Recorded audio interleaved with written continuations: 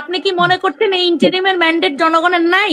সবচেয়ে huge mandate না, এটা মুসলিমীয় কিছু লোকের, সুতরাং এটা তাদের এই মুসলিমীয় ম্যান্ডেটটা কিছু আছে, লোকের, এই জায়গাটা মনে এটা রাখতে কোন হবে। মুসলিমীয় কিছু লোকের, তার প্রমাণ হলো না হলে এই অযোগ্য লোকজনেরকে এই অথর্ব গভর্নমেন্ট এই আমরা অ্যাডভাইজার নিয়োগ করতো না যদি জনগণের ম্যান্ডেট থাকতো না। ঐক্যমত্য কমিশনে বিএনপি যাচ্ছে, সবাই যাচ্ছে, এটা আমরা শুধু একা যাচ্ছি না। শুনেন, আমাদের কথা হলো প্রপার সংস্কার হতে হবে। জাতীয় পার্টি দীর্ঘদিন পার্টি করে কি অবস্থা এখন দেখছেন তো। হ্যাঁ, জামাতেরও যে এই জামাত এখন যখন দেখতেছে এই গোবিন্দর সাথে করতেছে, দেখেন জামাত আরো নিচের দিকে যাবে এই তাদের পলিসির জন্য। অন্যদের উপরে কাঁধে ভর করে যদি একটা সিট পাওয়া যায়, একটা মন্ত্রী হওয়া যায়।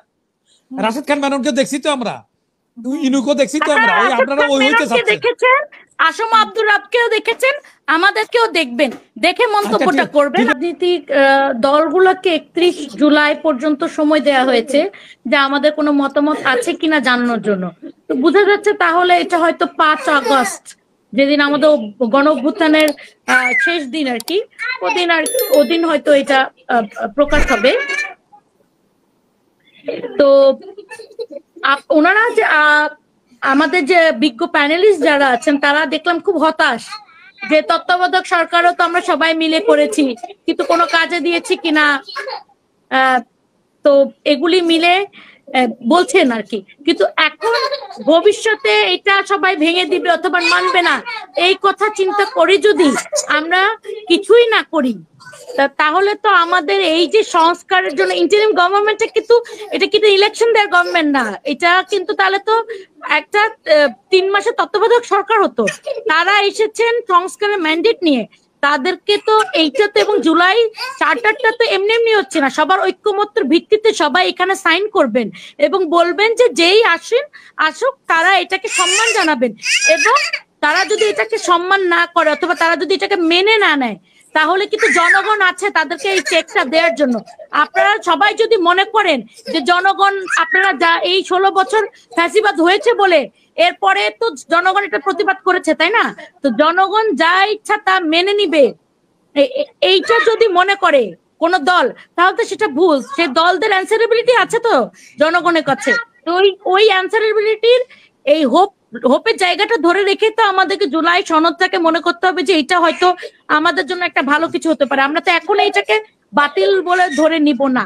কি যেখানে এখানে ঐক্যমধ্যে বলা হয়েছে কত পার্সেন্ট লোকের সমর্থনে গভর্নমেন্ট নিয়োগ করা হয়েছে, কত পার্সেন্ট লোকের সমর্থনে অ্যাডভাইজার নিয়োগ করা হয়েছে, তাহলে এখানে নিয়োগ প্রক্রিয়াই তো ভুল।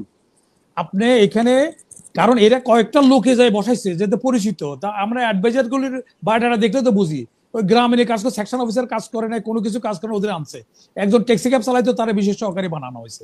তো এটা তো দেখা যাচ্ছে সিলেকশনে ভুল।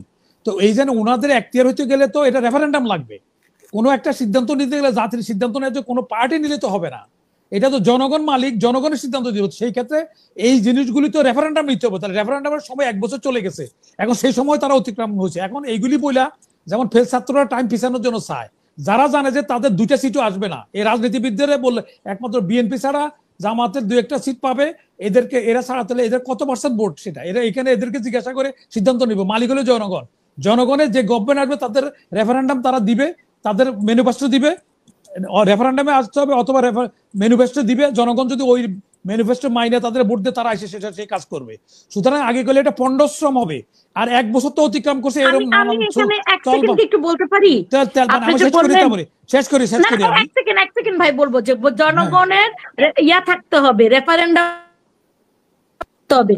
তা আপনি কি মনে করছেন এই ইন্টারিমের ম্যান্ডেট জনগণের নাই?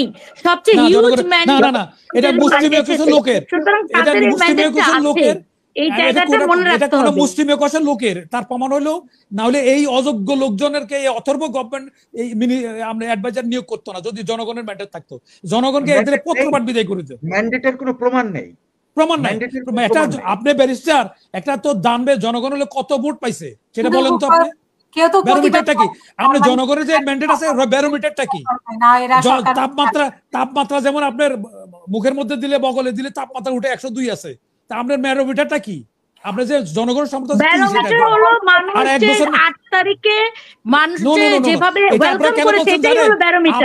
আপনারা এই জন্য বলছেন, আপনারা এখন মাঠে আসেন একটা পান কিনা দেখেন তো, আপনারা ইউনিয়ন পরিষদের চেয়ারম্যান হইতে পারবেন, আপনারা এই কথা বলবেন।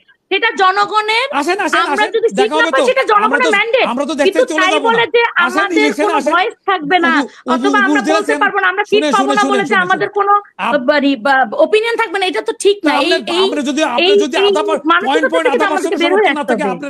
আপনারটা আমি গ্রহণ করবো না। আধা পার্সেন্ট সমর্থন আপনার নাই, আপনি পয়েন্ট আধা সেটা পার্সেন্ট আপনি, সমর্থন নেই। না না, সেটা বিএনপি অথবা আপনি কিভাবে বুঝতেছেন আমার 0.5% নাই? না দাঁড়ান ইলেকশন না, হইতে দেন, বুঝবো কি? তখন আমরা এই নাই। দেশের মানুষ না, আমরা এই দেশের মানুষ দেখছি তো, জামানত বাসে তো কয়টা দেখেন না আপনি। না, দাঁড়ান ভোট আসেন। না হলে আপনি কিভাবে বলবেন যে এবি পার্টির তো ভোট ওই জন্য তো ভোট দেরি করতে চাচ্ছে তো এনারা, যারা সিট পাবে না তারা আমরা তো একবারও বলছি না আমরাও ভোট চাচ্ছি। আপনাকে কে বললো একবারও যে আমরা ভোট দেরি তো করতে ভোট চাইলে চাচ্ছি? আমরা, তার মানে 1 বছর চলে গেছে, 3 মাসে আমরা গভর্নমেন্ট নিয়োগ করছি, 1 বছর যাওয়ার পরে এখন আমরা সংস্কার নিয়ে আসছেন। এত বছর কি করছেন? এটা কি 3 মাসে বিমান আমরা আবিষ্কার? যে শুধু এত সংস্কার সময় নিয়ে লাগে? আছি তা তো না, ঐক্যমত্য কমিশনে বিএনপি যাচ্ছে, সবাই যাচ্ছে, এটা আমরা শুধু একা যাচ্ছি না। শুনেন, আমাদের আমাদের দেশে কথা হলো প্রপার সংস্কার হতে হবে। জাতীয় পার্টি দীর্ঘদিন পার্টি করে কি অবস্থা এখন দেখছেন তো। হ্যাঁ, জামাতেরও যে এই জামাত এখন যখন দেখতেছে এই গোবিন্দর সাথে করতেছে, দেখেন জামাত আরো নিচের দিকে যাবে এই তাদের পলিসির জন্য। আপনার জাতীয় পার্টি এখন মানুষের বিকল্প চিন্তা করতো, তাদের রেসপন্সিবিলিটি করার জন্য এই অবস্থা গেছে।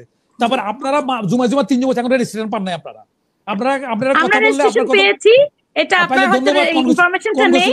না আমরা ঠিক আছে, রেজিস্ট্রেশন পেয়েছি। রেজিস্ট্রেশন পাইছেন সেদিন, তাইলে আপনাদের সোলেমান চৌধুরী সহ এগুলি সবগুলি আমার জানা। তো ওই যে পাইছেন কয়দিন আগে, আমরা জানা আছে তো। তো সুতরাং এখন তো আছে এনসিপি তো রেজিস্ট্রেশন পায়, এনসিপি তো রেজিস্ট্রেশন পায়।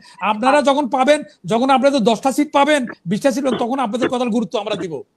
না তাহলে কি এখন তো আওয়ামী লীগ 20টা সিট পাবে, তাহলে আপনারা বলতে চাচ্ছেন যে আওয়ামী লীগের ভয়েস এখন হিয়ার করতে হবে, আমাদের ভয়েস শোনা যাবে না? আপনি যদি গণতন্ত্র মানেন, আপনি যদি গণতন্ত্র মানেন, কথা বলেছি তাদের ভয়েস শোনা যাবে না, কিন্তু আওয়ামী লীগ একটু শুনতে হবে, কারণ আমি আওয়ামী লীগ বিল বুঝি না। গণতন্ত্র যদি মানেন, জনগণের মালিক, জনগণ যারে সমর্থন দিব সে যদি সোরো আমরা তো হয়, আমি অবশ্যই গণতন্ত্র সেটার প্রতি মানি। রেসপেক্ট, এইজন্য তার আমরা প্রতি স্যালুট ইলেকশন করতে হবে চাচ্ছি, আমাকে। ফেয়ার চাচ্ছি। ইলেকশনটা আগের পরিস্থিতিতে যদি ইলেকশন হয়, ইলেকশন চাইলে 3টা 5 জানুয়ারি ইলেকশন হয়েছে, কিন্তু সেই ইলেকশনে কি হয়েছে আমাকে বলেন। এখনো আলোচনা করছেন, বাঙালির বাংলা শিখাচ্ছেন, এখনো 3 মাসে আপনারা বলতে কাকে বুঝাচ্ছেন? আমরা তো একা আলোচনা করছি না, আমি বলছি সব পলিটিক্যাল পার্টিরা মিলে, ইভেন বিএনপিও আছে তো এখানে। শুনে 3 মাসে বিএনপি এখন দেখছে কি উসিলা দিলে বিএনপি আপনাদের সাথে আপনাদের গুড হিউমারে রাখতেছে। বিএনপি নিরুপায় হয়ে বিএনপি এগুলো আপনাদের সমর্থন করতেছে। বিএনপি 200 আপনি বলতেছেন জামাত 2টা সিট পাবে আর কেউ পাবে না, তো বিএনপি 298টা সিট, আমাদেরকে নিরুপায় কেন? ওনারা হিউমার করতেছে কেন? ওনাদেরকে তো বলে নাই কেউ। এটা আপনাদেরকে মানে আপনার প্রত্যেকটা দলকে কিন্তু আপনার রেসপেক্ট করতে হবে। এখানে 32-35টা দল বসে আছে, বিএনপি এগুলো কৌশল হিসেবে নিচ্ছে।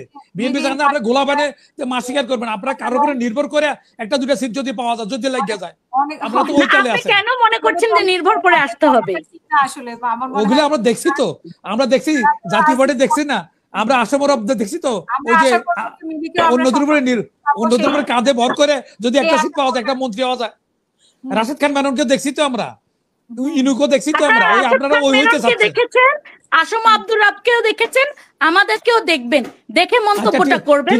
আমরা যে বাঙালিদের যে স্বভাব আছে না যে আমরা ঢালাও মন্তব্য করি, আমরা তখন স্বাগত জানাবো আপনাদের, যদি বেশি সিট পান ওয়েলকাম জানাবো অবশ্যই, ধন্যবাদ। কিন্তু তার আগে আমাদের একটা অনুরোধ থাকবে যে আমাদের কথাগুলো একটু শুনবেন।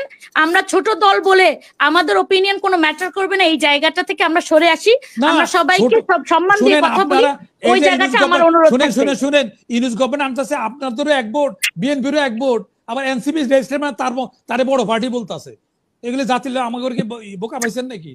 আমরা এগুলি আপনার অসংখ্য ধন্যবাদ আপনাদের তিনজনকে এবং আপনারা যারা মানে আমি প্রথমেই বলেছিলাম যে অনেকগুলো জিরোকে যদি আপনি যোগ করেন, 0 + 0 + 0 + 0 ইট ইজ 0, এর কোনো নাম্বার নেই।